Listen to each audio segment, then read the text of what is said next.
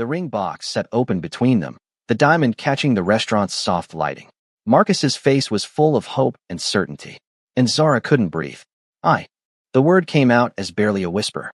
Marcus leaned forward, his smile growing. "I know this is surprising. I wanted it to be special, in the city you've been loving so much. So what do you say? Will you marry me?" Zara's phone buzzed again in her lap.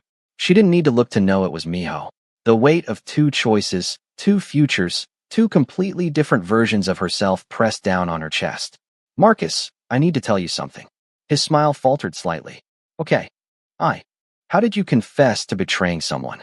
How did you destroy a man's proposal with the truth?" "I've been thinking a lot this trip. About us. About our future. That's good, right? That's what this is about." He gestured to the ring, still hopeful, still believing this was just nerves. "I don't think I can say yes." The words hung between them like shattered glass. Marcus's expression went from hopeful to confused to something darker in the span of seconds. "What? Zara, is this cold feet? Because that's normal. We can." "It's not cold feet." She forced herself to look at him, to give him the honesty he deserved even if it was 4 years too late.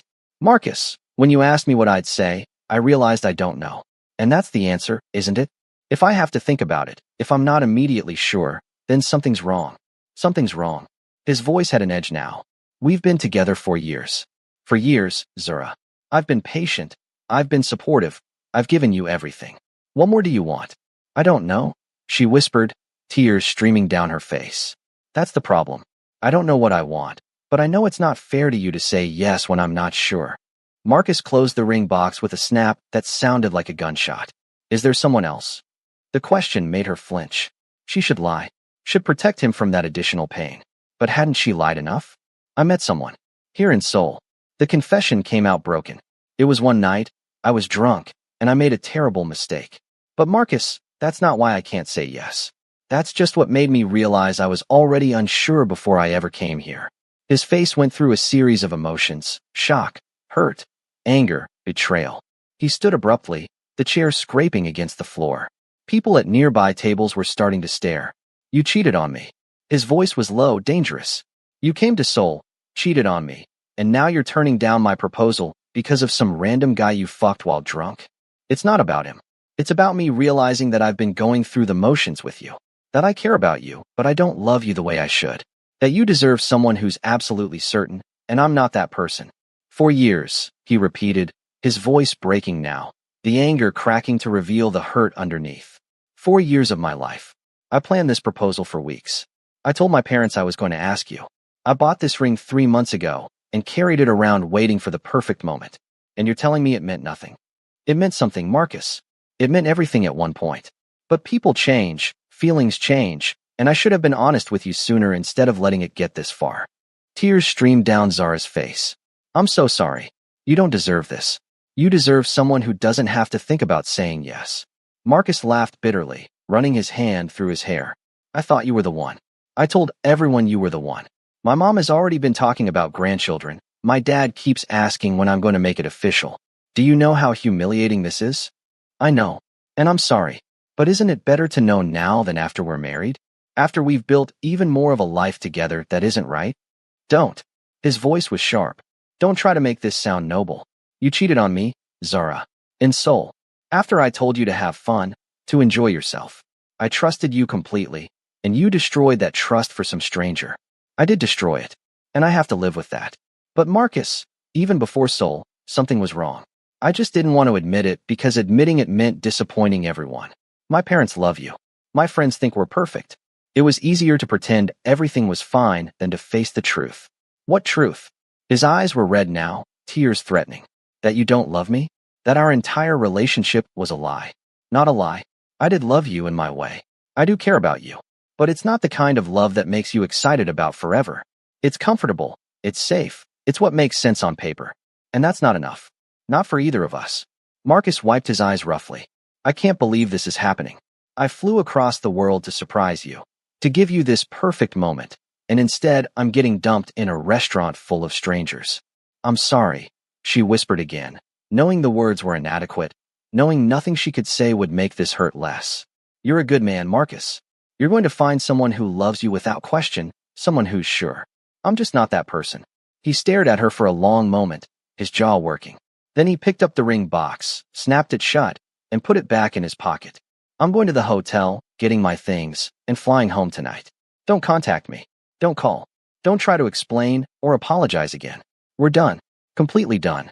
Okay, she managed, her voice breaking. And Zara? I hope he's worth it. I hope this guy in Seoul is worth throwing away 4 years and breaking my heart. Because if he's not, if this was all for nothing, you're going to regret this for the rest of your life. He threw cash on the table, more than enough to cover the meal, and walked out without looking back. Zara watched him go, watched the future she'd been building for 4 years walk out the door, and felt relief mixed with crushing guilt. The restaurant staff was openly staring now. Other diners whispered. A woman at the next table looked at her with a mixture of pity and judgment. Zara stood on shaking legs, grabbed her purse, and walked out into Seoul's night air.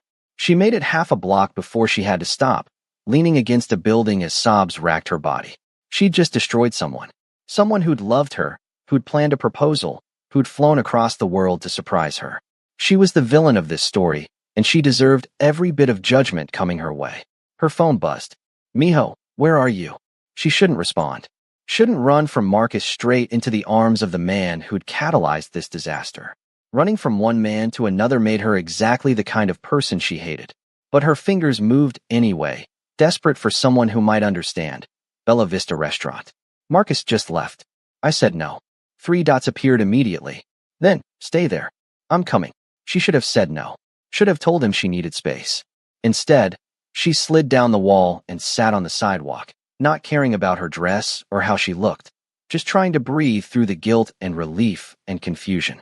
15 minutes later, a sleek black car pulled up. Miho got out, took one look at her sitting on the sidewalk with mascara running down her face, and sat down beside her without a word. Not touching her, just sitting there, a steady presence in her chaos. I heard him, she said finally, her voice hoarse. I really heard him. He flew here to propose and I turned him down and told him I cheated, and I could see his heart breaking, and I did that. I'm a terrible person. You're not terrible. You're human. And you were honest, which took more courage than lying would have. Doesn't feel like courage. Feels like cruelty. Sometimes honesty is cruel, but prolonged dishonesty is crueler. Miho pulled out a handkerchief, an actual cloth handkerchief, and handed it to her. You could have said yes. Could have married him and spent the next 50 years wondering what if. Instead, you freed both of you to find something real. He doesn't feel freed. He feels destroyed. Right now, yes. But eventually, he'll realize you did him a favor. That marrying someone who wasn't sure would have been worse than a broken engagement. Zara wiped her face with the handkerchief, smearing makeup everywhere. Why are you here? Why do you care about some random woman who's clearly a disaster? Because you're not random. And you're not a disaster. You're someone who's been brave enough to choose honesty over comfort, and that's rare. He finally looked at her, his dark eyes soft. And because I told you this wasn't over, and I meant it, I just broke someone's heart. I'm not exactly girlfriend material right now. I'm not asking you to be my girlfriend. I'm asking if you want to get off this sidewalk and let me buy you some terrible street food while you process what just happened. Despite everything, Zara laughed. It came out watery and broken, but it was a laugh. Street food. The best way to process emotional trauma is with questionable meat on a stick. Trust me, I have experience. She let him pull her to her feet. They walked in silence for a few blocks until they reached a night market, alive with vendors and music and the smell of grilling food. Miho bought them skewers and sweet pancakes and bottles of some juice she couldn't identify. They found a bench away from the crowds, and Zara ate mechanically, letting the normalcy of the act ground her. Tell me about him, Miho said after a while. Marcus, what was he like? Why do you want to know? Because he was important to you for 4 years. That matters. Zara thought about it. Really thought about who Marcus was beyond the breakup. He was kind, stable. He had his life together, good job, good family, good everything. He made my parents happy, which was important to them. We fit together in all the ways that look good from the outside. But he never challenged me, never pushed me to be more than what I was. He was content with surface-level everything, surface-level conversations, surface-level dreams, surface-level intimacy. And I let myself be content with it because it was easy, because everyone approved, because changing it would have been hard. What did he think you were going to do with your life? Work at my father's company, eventually have kids, be the perfect corporate wife. Which is fine. It's what a lot of people want. It's just not what I wanted, and I was too scared to admit that. Are you still scared? Zara considered this. Terrified. I just blew up my entire life. Everyone's going to hate me. My parents are going to be furious. Marcus's family will think I'm awful. My friends will take sides. And I have to go home tomorrow and face all of that. You don't have to go home tomorrow. She looked at him. What? Stay in Seoul. For a few more days, a week, however long you need. Give yourself space to process before you walk back into that storm. I can't just stay. I have work, responsibilities. Do you? Or do you have a job at your father's company that you don't really want? Working toward a future you just admitted you're not sure about? His voice was gentle but direct. I'm not saying run away forever. I'm saying give yourself time to breathe before you face the firing squad. The idea was tempting. Dangerously tempting. My friends are leaving tomorrow. I'd be here alone. No, you wouldn't. I'm here. Miho, you barely know me. Why would you want to spend time with a woman who just destroyed her relationship? Because that woman also just chose herself over everyone else's expectations. Because she was brave enough to be honest even when it cost her everything. Because I see something in her that I don't think she sees in herself yet. He turned to face her fully. And because maybe I'm lonely too, and maybe I'd like to spend time with someone who understands what it's like to be trapped by the life everyone else thinks you should live. Zara's phone buzzed. Messages flooding in. Her friends, probably hearing from Marcus. Her mom, almost certainly already disappointed. The real world demanding she return and explain herself. She looked at the phone, then at Miho, then at Seoul spread out around them. A city where no one knew her story, no one had expectations, no one was judging her yet. 3 days, she heard herself say. I'll stay 3 more days. But not because of you. Because of me. Because I need to figure out who I am before I go back and face everyone. Fair enough. But I'm still going to be around. Someone needs to make sure you eat and don't spend 3 days spiraling in a hotel room. Is that what you do? Take care of disasters. No. But I make an exception for disasters who challenge me to drinking contests and win. His smile was soft, genuine. Come on. Let's walk more. Seoul's beautiful at night, and you're going to need good memories of this city to balance out the bad ones. They walked for hours, Miho playing tour guide, showing her neighborhoods and streets she'd never seen during her bachelorette trip. He told her stories about the city, about his childhood here, about the person he used to be versus who he was trying to become. I told him I couldn't marry him. Then I told him about you. She laughed bitterly. 4 years gone in 5 minutes. Do you regret it? She expected to feel crushing regret. Expected to immediately want to take it all back. Instead, she felt something unexpected, relief. No, she admitted quietly. I feel terrible for hurting him, but I don't regret being honest. I should have been honest months ago, years maybe. I was just too scared. Miho reached across the table, taking her hand. That took courage. Real courage. Most people would have said yes and spent the rest of their lives wondering what if. I still don't know what I'm doing. I'm not saying I turned him down for you, Miho. I turned him down for me. Because drunk me on that video was right. I was about to choose safe over happy. I know. And I'm not here to pressure you into anything. His thumb traced circles on her hand. But I am here. If you want me to be. I leave tomorrow. I go back to a life where everyone's going to hate me for breaking Marcus's heart. My parents loved him. My friends thought we were perfect together. I'm going to be the villain in everyone's story. Or you're going to be the woman who was brave enough to choose herself. Perspective matters, beautiful. Zara looked at him. This man who'd somehow become the catalyst for her entire life imploding. I still barely know you. We had one night together. One drunken night where I can't even remember half of what happened. Then let's fix that. Miho stood, offering his hand. You have 1 day left in Seoul. Spend it with me. Sober. Clear-headed. Get to know the real me. Let me know the real you. Then tomorrow, you go home and figure out your life. But at least you'll know. Know what? If what we have is real or just chemistry born from crisis. She should say no. Should go back to her hotel, pack her things, process what just happened. Instead, she took his hand. They left the restaurant and walked through Seoul's nighttime streets. Not touching beyond their linked hands, just walking and talking. Really talking, the way they had that first night, but with the clarity of sobriety. Tell me about your family, Zara said. Miho was quiet for a moment.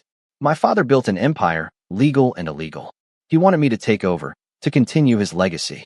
I've spent my entire adult life doing things I'm not proud of because it was expected. Because walking away meant betraying family, honor, everything I was raised to value. But you want to walk away? I want to be more than what I was born into.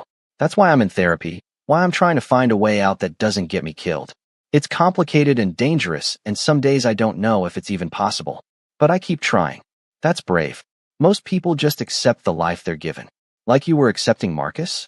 He glanced at her. We're not that different, Zara. Both trapped by expectations, both scared to choose ourselves. And somewhere around 3 a.m., sitting on a bridge overlooking the Han River, Zara realized she was actually enjoying herself. Despite the guilt, despite the chaos, despite everything, she felt lighter than she had in years. Thank you, she said quietly. For tonight. For not judging me. For just being here. Thank you for staying. For giving yourself permission to breathe before facing the storm. He looked at her, and in the lamplight his features were softer, more open. And Zara? Whatever happens after tonight, whatever you decide about your life, about us, about everything, remember this feeling. This freedom. Don't let anyone take it from you again.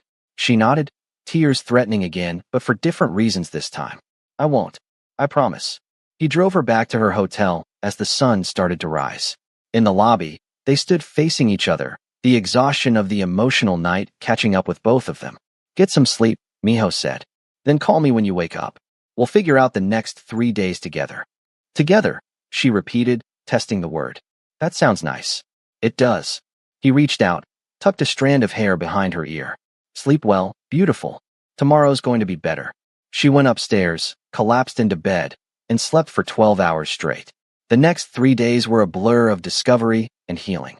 Miho kept his word. He showed her soul beyond the tourist spots. Took her to art galleries where she stood in front of paintings and felt something wake up inside her. Took her to quiet tea houses where they talked for hours about everything and nothing. They went to a pottery class where they both made terrible lopsided bowls and laughed until their stomachs hurt. They hiked to a temple in the mountains where the silence was so profound it felt like meditation. They visited bookstores and markets and hidden gardens that tourists never saw.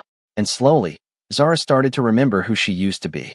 The girl who loved art and dreamed of painting. The woman who had ambitions beyond being someone's perfect partner.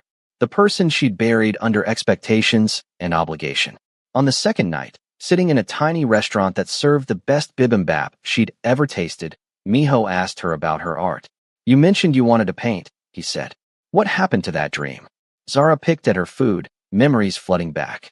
I got accepted to art school. Full scholarship, everything. My parents were furious. Said it was impractical, that I'd never make money, that I needed something stable. They wanted me to get a business degree, work at my father's firm, be respectable. And you agreed? I caved. I was 18 and scared, and I thought they knew better. So I gave up the scholarship, got the business degree, became the daughter they wanted me to be. And I haven't picked up a paintbrush in 3 years. That's criminal, Miho said, and he looked genuinely angry. To have a gift and bury it because someone else decided it wasn't valuable. It felt like the right choice at the time. The responsible choice. Responsible to who? To your parents, to their idea of success. But what about being responsible to yourself? To your talent? To the part of you that needs to create? He leaned forward. Zara, when was the last time you were truly happy? Not comfortable, not content. Happy. She thought about it, really thought about it. I don't remember. Maybe before I gave up art. Maybe never. Then maybe it's time to find out what happy feels like. The words sat between them, heavy with possibility. That night, back in her hotel room, Zara did something impulsive. She went online and ordered art supplies. Had them shipped to her address back home. She didn't know what she was going to do with them, but ordering them felt like a small rebellion. A tiny step toward the person she used to dream of being. On the third day, her last day in Seoul before she had to go home, Miho took her to a gallery opening. His friend was showing. A painter whose work explored themes of identity and transformation. Zara stood in front of the paintings, transfixed. The artist had captured something she felt but couldn't articulate, the struggle between who you are and who you're expected to be. The pain of transformation. The beauty of choosing yourself. This, she whispered to Miho. This is what I want to do. I want to make people feel something. Want to capture truth on canvas. So do it. It's not that simple. I have a job, responsibilities, a life. A life you just admitted makes you miserable. A job working for your father doing work you hate. Responsibilities that feel like chains. He turned her to face him. Zara, you just blew up your entire relationship because you were brave enough to be honest. Don't lose that courage now. If you want to paint, paint. If you want to change your life, change it. Stop waiting for permission from people who will never give it. I'm scared, she admitted. What if I'm not good enough? What if I gave it up for nothing and I don't actually have talent? Then you'll know. But what if you are good enough? What if you're extraordinary and you never find out because you were too scared to try? His hands framed her face. I've known you for less than a week, and even I can see you're meant for more than what you're settling for. So be scared. Be terrified. But try anyway. Tears streamed down her face, but she was smiling. When did you get so wise? Therapy. Lots of therapy. He wiped her tears with his thumbs. Come on. Let's get out of here. I want to show you one more place before you leave tomorrow. He took her to his apartment, the penthouse where this had all started. But this time, she was sober, clear-headed, fully present. He led her to the balcony overlooking Seoul's glittering skyline. This is my favorite view, he said. When everything in my life feels complicated and dark, I come out here and remember the world is bigger than my problems. They stood in comfortable silence, the city alive below them. Finally, Zara spoke. I don't know what happens now. I go home tomorrow and face everyone. My parents are going to be furious. Marcus's family will hate me. I'll probably lose friends. My dad might fire me. Everything's going to be messy and complicated and hard. Probably, Miho agreed. But I don't regret it. Any of it. Not Seoul. Not you. Not turning down Marcus. For the first time in years, I feel like I'm living instead of just existing. Good. Hold on to that feeling. You're going to need it when things get difficult. She turned to look at him, this man who'd somehow become important in just a few days. What are we, Miho? What is this? Honestly, I don't know. We barely know each other. You live halfway across the world. You're processing a breakup. I'm trying to rebuild my life into something legitimate. On paper, we're a terrible idea. But I haven't felt this connected to someone in years. Maybe ever. And I'm not ready to let that go just because the timing is terrible and the logistics are complicated. So what do? He pulled her close, wrapping his arms around her. She fit against him perfectly, her head on his chest, his chin on her head. You go home. You deal with the fallout. You figure out who Zara is without Marcus, without your parents' expectations. You paint. You rebuild. You become the person you're meant to be. And you? I keep doing the same. Keep separating myself from my family's business. Keep building something I'm not ashamed of. Keep trying to become someone worthy of a woman like you. You're already worthy, she said into his chest. I'm getting there. But I have work to do. We both do. And after? After we've both figured ourselves out. Then if you still think about me, if you still feel this connection, if you're still curious about what we could be, we figure it out. Long distance, someone moving, whatever it takes. But not until we're both ready. Until we're both whole people instead of disasters finding comfort in each other. It made sense. It was mature, rational, the right thing to do. But it also hurt. I don't want to leave you, she admitted. I don't want you to leave either. But you need to go home and face your life. And I need to keep fixing mine. This isn't goodbye, Zara. It's see you later. They stood like that for a long time, holding each other, the city lights twinkling below them like stars. I wanted to be an artist, Zara confessed. A painter. I was good too. But my parents said it wasn't practical. So I got a business degree, got a corporate job, became who they needed me to be. And I haven't painted in 3 years. That's criminal. Miho pulled out his phone, showed her his background, a sketch he'd done of the city skyline. I draw. Not well, but enough to remember I'm human underneath everything else. That's beautiful, she breathed. So are you. When you're being yourself instead of who everyone expects. He turned to face her fully. Last night, drunk you was the most alive person I'd ever met. She challenged me, made me laugh, saw me instead of what I represent. That's who I want to know. Real Zara. I don't know if I know who that is anymore. Then maybe we figure it out together. They talked until the sun started to rise, until Zara's phone was dead from her friends frantically trying to reach her, until reality started creeping back in with the daylight. I have to go home today, she said quietly. Face everything I just destroyed. I know. And you're here, in Seoul, living a life I can't be part of. For now, but I'm working on that. Working on becoming someone who could have a real life, a real relationship. Someone worthy of a woman like you. Miho, I'm not asking you to wait for me. I'm not asking for promises. I just want you to know that last night wasn't meaningless to me. This night wasn't meaningless. You showed me what I've been missing, what I'm fighting for. So thank you. Zara felt tears streaming down her face again. What do we do now? You go home. You deal with the fallout. You figure out who you are without Marcus, without your parents' expectations. You maybe pick up a paintbrush again. He brushed a tear from her cheek. And if, when the dust settles, you still think about me, about us, about what we could be, then we figure it out. That's not very concrete. Love rarely is. He stood, pulling her up with him. Come on. I'll take you back to your hotel. The drive back was quiet, both of them processing everything that had happened in the last 24 hours. When they arrived, Miho walked her into the lobby. This is it, then, Zara said, not ready to let go but knowing she had to. For now. He pulled her into a hug, and she let herself melt into it, memorizing the feel of his arms around her, his scent, the steady beat of his heart. Be brave, beautiful. Choose yourself, even when it's scary, especially when it's scary. I'll try. He pulled back, looked at her like he was memorizing her face, then kissed her. Not desperate or hungry like their drunken kisses. Soft, sweet, full of promise and goodbye in equal measure. When he pulled away, they were both crying. Go, she whispered. Before I ask you to stay. Would you? Ask me to stay? Yes. But that wouldn't be fair to either of us. We both have lives to fix first. Miho nodded, stepping back. Then I'll see you when we're both ready. He walked away, and Zara watched him go, feeling like her heart was being ripped from her chest and liberated at the same time. The flight home was torture. Keisha sat beside her, full of questions Zara couldn't fully answer. Marcus had apparently called everyone, told his version of the story.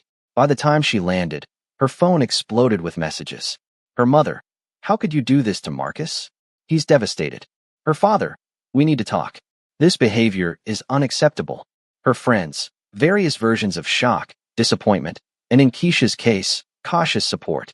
The next few weeks were hell. Her parents barely spoke to her. Marcus's friends openly hated her. At work, people whispered. She was the girl who'd cheated on her perfect boyfriend on a bachelorette trip. The villain. The one who'd thrown away 4 years for a vacation fling. Some days she wondered if she'd made a terrible mistake.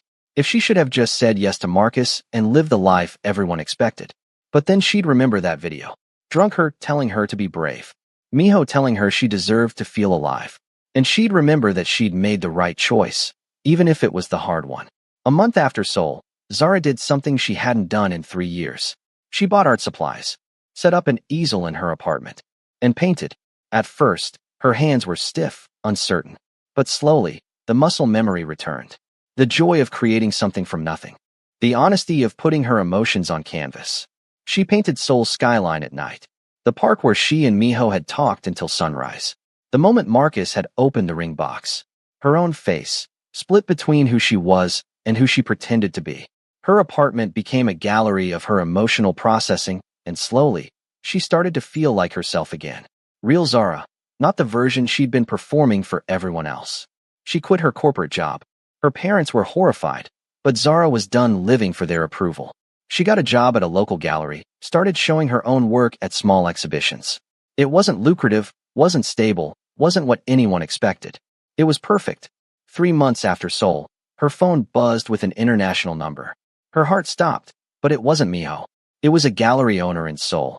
Mr. Kong speaks highly of your work. Would you be interested in showing at our gallery?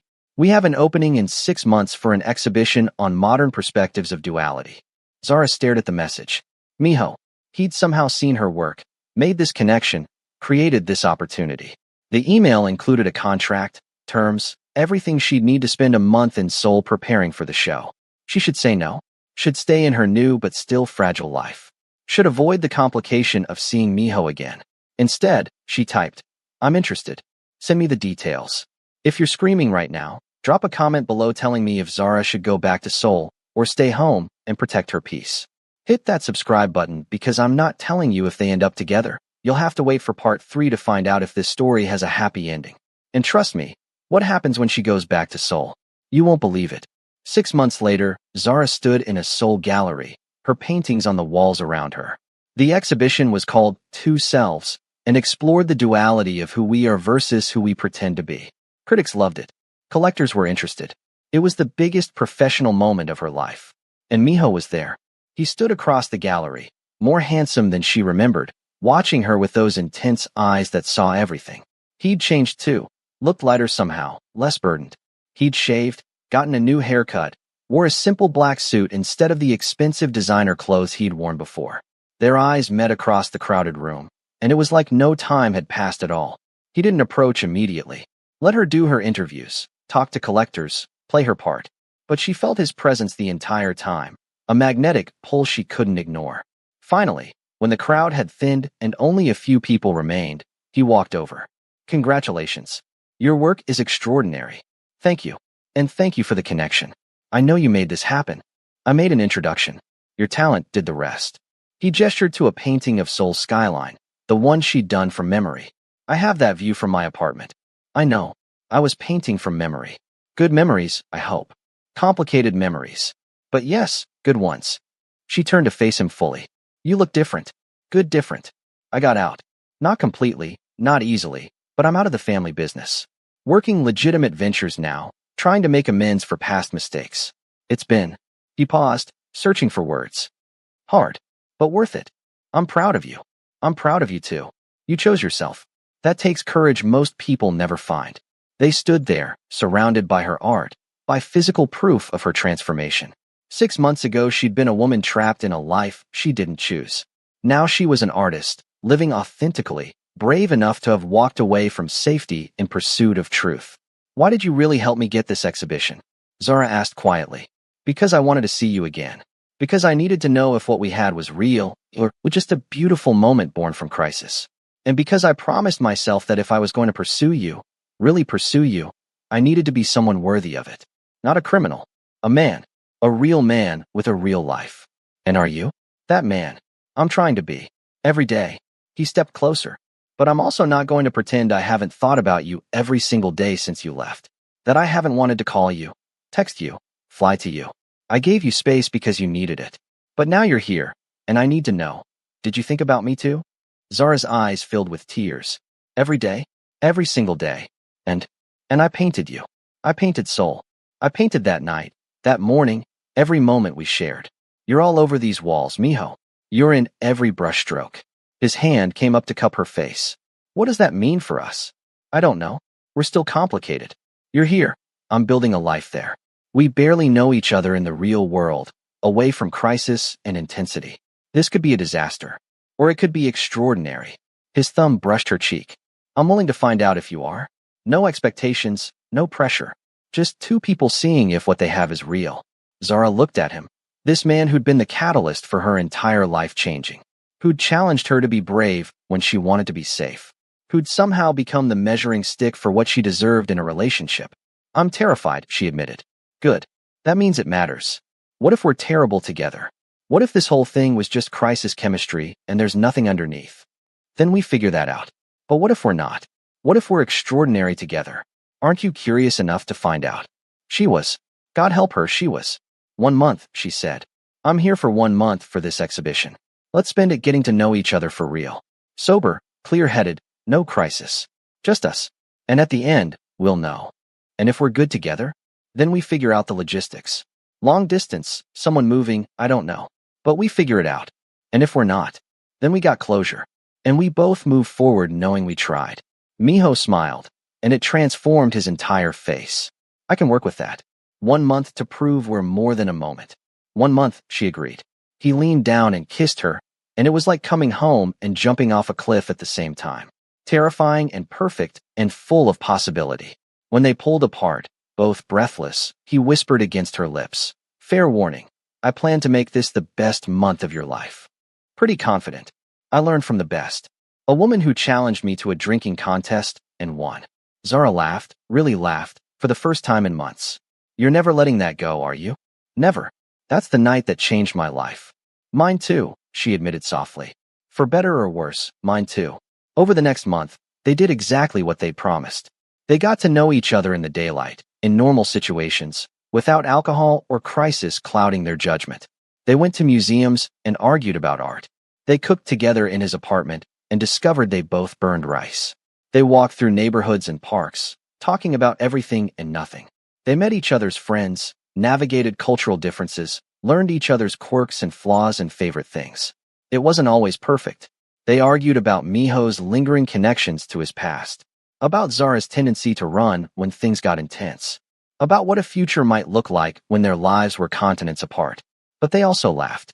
They created inside jokes. They fell asleep talking and woke up tangled together. They built something real, brick by brick, conversation by conversation. And at the end of the month, when Zara's exhibition was closing and she had to decide whether to extend her stay or go home, they both knew. This is real, Miho said, holding her on his balcony as Sol glittered below them. What we have, it's real. Not just chemistry, not just a moment. Real. I know, Zara said, her heart full and terrified in equal measure. So what do we do? I come to you. I've been setting up business ventures in the States anyway. I can run them from anywhere. You need to stay there, build your career, establish yourself. I can be flexible. You can't. So I come to you. You do that? Leave Seoul. I'd follow you anywhere. I didn't get out of my old life just to build a new one alone. I did it to have a chance at something real. And you're that something, Zara. You're everything.